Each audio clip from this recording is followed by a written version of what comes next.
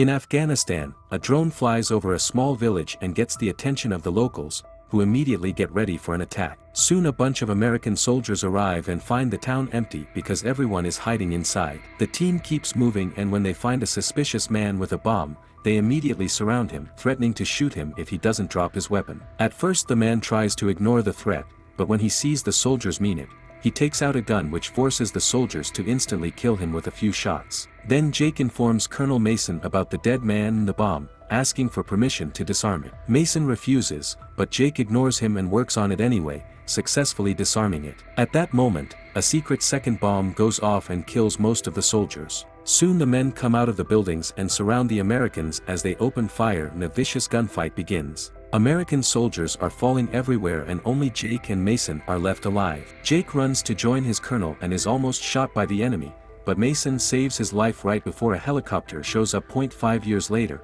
Jake is trying his best to deal with a new life as a civilian while taking medicine for his PTSD. His new job is at an auto shop owned by Earl, where he has to work extra hard to deal with some entitled clients. After work, Jake goes home to spend his time with his family. He always makes sure to keep a happy mood for his son, but in private, things get tense when his wife points out they have lots of unpaid bills. However, Jake promises to take care of it like he always does. When Jake puts his son to bed, he shares a picture and a story about his old squad and the fact Mason was at the hospital when the baby was born. Jake laments not having spoken to Mason in a while, and when the kid asks if he ever killed anybody, Jake dodges the question. The next day, Jake goes to work and finds a group of gangsters claiming that Earl owes them money. When Jake tries to kick them out, the leader Fresh sends his men to beat him up, but Jake easily defeats them all with a wrench. Fresh makes him stop by showing him his gun, then he leaves with his gang after promising a round 2 in the future. Afterward, Jake confronts Earl, who confesses he used to be part of a gang too but was fortunate enough to leave that life and build something he could call a home. Earl promises he'll always protect his block, so Jake doesn't need to worry about his family. Jake feels like he's still at war and calls his family to check on them, hearing his wife say he should have called the cops instead of getting involved. Later in the evening, Jake goes home and sees Fresh in his car mentioning payback before driving away. A panicking Jake rushes inside the house and is devastated to discover his family is dead, so he screams and cries as he has a total breakdown. Moments later, the police arrive and try to ask him some questions, but Jake snaps and goes away in his truck. He drives through the city looking for Fresh's car while his mind keeps going through his happiest family memories. Eventually he finds the car outside a naughty club, so Jake rushes inside with a gun in hand and begins shooting every single gang member without hesitation. When he is about to kill Fresh, the man explains that he hadn't meant to kill Jake's family but he was given no choice. This doesn't change Jake's mind and Fresh gets shot too. 5 months later, Jake is serving time in prison for his crime and his PTSD gets worse as he spends most of his day picturing Fresh killing his family. One day, Jake is surprised to get a visit from Mason, who offers his help to reopen the case. However, Jake refuses because he thinks he belongs there and repeats what he told the judge. He got his revenge and now has zero remorse, he'd even do it again. Then Jake asks Mason to never come back and tells the guard to take him back to his cell. That night, Jake keeps remembering his days with the army and how Mason had retired after saving his life. Sometime later, Jake is visited by a stranger named Ramsey, who mentions he runs a private task force. However, Jake doesn't let him say more and once again asks the guard to take him back. Later in the evening, Jake is dreaming about his family when suddenly a bunch of masked men break into his cell and sedate him before kidnapping him. When Jake wakes up later, he finds himself out of prison and discovers his kidnapper is Ramsey, who confesses he's been watching Jake for a long time and is impressed by his record. Ramsey's organization, called Section 8, doesn't play by the rules, and Ramsey thinks they can give Jake back his purpose. As a final touch, Ramsey says Jake's son would like to see him as a hero, not a convict, so Jake finally accepts to join. Later in Washington, D.C., Ramsey introduces Jake to the rest of the team,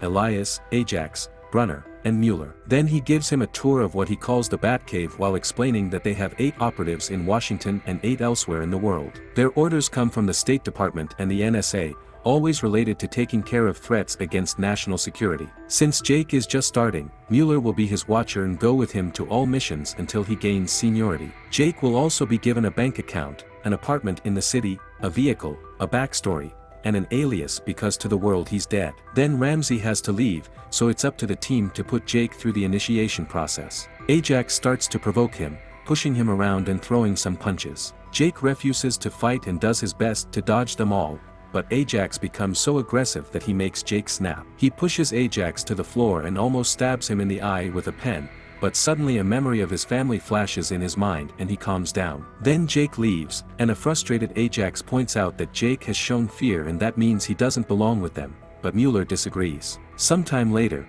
Jake and Mueller get on a plane and discuss Jake's first mission. The target is a man called Castillo, a defense contractor that also works as a weapon dealer. Recently he's put his hands on some dangerous schematics that he'll sell to the Russians, so Jake's job is to retrieve the schematics and kill Castillo and his men. Jake realizes they're essentially a group of assassins and doesn't look forward to killing again. In the evening, the duo makes it to Mexico, where they find Castillo about to make the exchange with a Russian negotiator in a warehouse. While Castillo and the Russian argue, Jake sneaks around and discreetly kills a guard. The noise makes both gangs think the other is setting them up and this turns them against each other, so their argument soon escalates into a full gunfight. The gang members begin dying one by one and even make a car explode, which causes the fight to finally stop. Then Jake comes out and kills every survivor before looking inside the car, where there are two very scared women. Jake ignores them and takes the schematics before leaving. Later at the base, Ramsey scolds Jake for compromising the integrity of their mission by leaving those two women alive. Jake tries to explain they were victims and accuses Ramsey of disregarding human life, so Ramsey threatens to send him back to prison if he doesn't obey. Then Jake is dismissed, and Mueller tells Ramsey that Jake did good,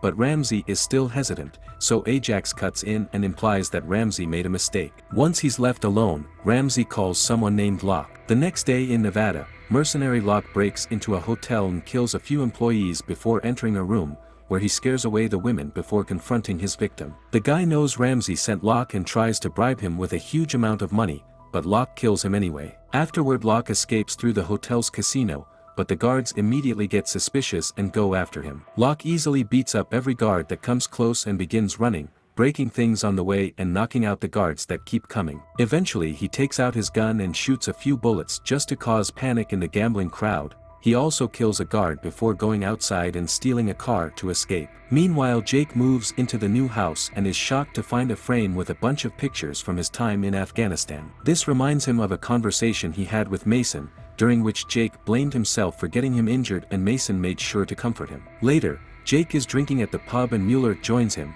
so Jake tries to get some information out of her. Mueller doesn't know anything about Ramsey, but she explains that she used to be in the army and punched a commander officer that reprimanded her. Sometime later, Ramsey gives them their new mission. They must retrieve dome digital information about a sensitive case and kill Senator Graham, who is a traitor to the country and has paid many people to stay free. Security will be very strict, so Ramsey reminds everyone, especially Jake, that they must fight back. A few hours later, the group makes it to Graham's event in California disguised as landscapers. Mueller sneaks inside to kill all the guards she can find, and eventually security learns of the situation, so they take Graham away in a van. While Mueller hacks the senator's computer, Jake chases after Graham, shooting a few bullets to no avail. The van is too fast for him, so Jake takes a shortcut by jumping over a hill and manages to block the road. A guard tries to fight him, but Jake quickly kills him before approaching Graham, who begs for his life while saying he has a family. Jake is suddenly overwhelmed with memories and decides to let Graham live. However, the team shows up and Ajax kills Graham before reminding Jake not to hesitate. Later at home, Jake struggles with his guilt and cries while looking at pictures and drinking. Suddenly he sees masked men running outside his window,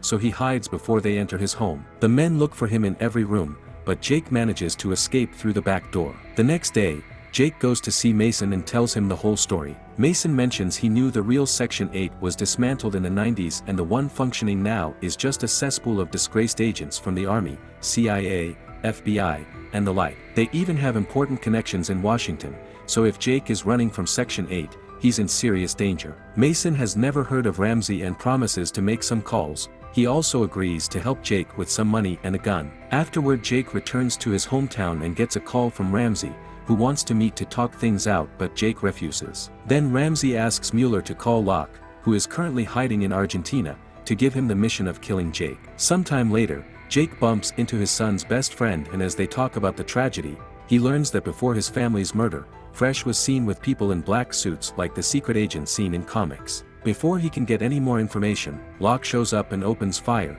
so Jake pushes the kid into a shop before running away. Panic takes over the area as Locke kills a few civilians, and soon the police arrive only for Locke to shoot them as well. This distraction allows Jake to escape, so Locke steals a police car and goes looking for him while calling Ramsey to tell him what happened. In the evening, Jake is hiding at Earl's shop and remembering how Earl raised him after his parents died. Suddenly the computer starts beeping to announce the arrival of the team, so Jake and Earl grab some weapons to fight them. Jake almost gets shot by Elias, but Earl quickly takes him out. Next Brunner jumps on Jake and they begin fighting on top of a car when suddenly, Ajax shoots at them. Brunner turns around to yell at his carelessness, and Jake uses the chance to stab him with a screwdriver. When Ajax opens fire again, Jake uses the body as a shield and retrieves his gun to start shooting back, but he soon runs out of bullets. Ajax has a few left but wastes them on purpose because he wants to fight Jake hand-to-hand again to prove he's better. The men begin exchanging hits all over the shop and Ajax tries to stab Jake, but he ends up getting shot by Mueller. Afterward Jake checks on Earl,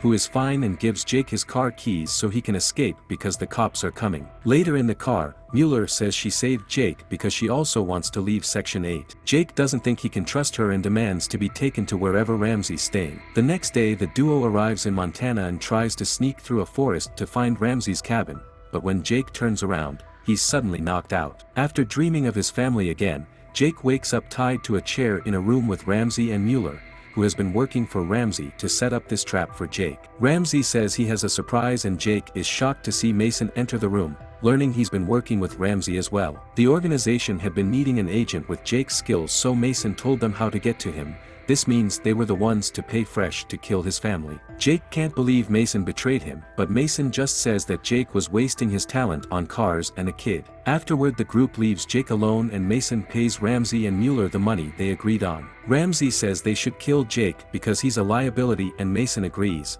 but he looks inside. While Mueller counts the money, Mason goes to see Jake and frees him before confessing the truth. He had been hired to take down Section 8 from the inside, and now he wants Jake to help him finish the job. Then Mason sets off the alarm on purpose, and when two guards come to check, they quickly kill them. More men keep coming and the duo shoots them all as they make there to find Ramsey. Another gunfight begins as bullets destroy their surroundings, and when Ramsey sees them, he hides with Mueller and offers Jake the money from Mason. Jake refuses with a shot, so next Ramsey tries to convince Jake that this is all Mason's fault, but Jake doesn't believe him. While they argue, Mueller sneaks around and tries to shoot Jake, but Mason tells him to move and takes the bullet instead, knocking Mueller down in return. Jake rushes to check on his friend and Ramsey tries to grab the money, but Jake scares him off with a few shots. Then Mason asks Jake to finish the job and dies. At that moment Mueller cuts in and tries to shoot Jake, but she's out of ammo, so they start fighting hand-to-hand instead. After exchanging a few hits, Mason stabs Jake in the shoulder,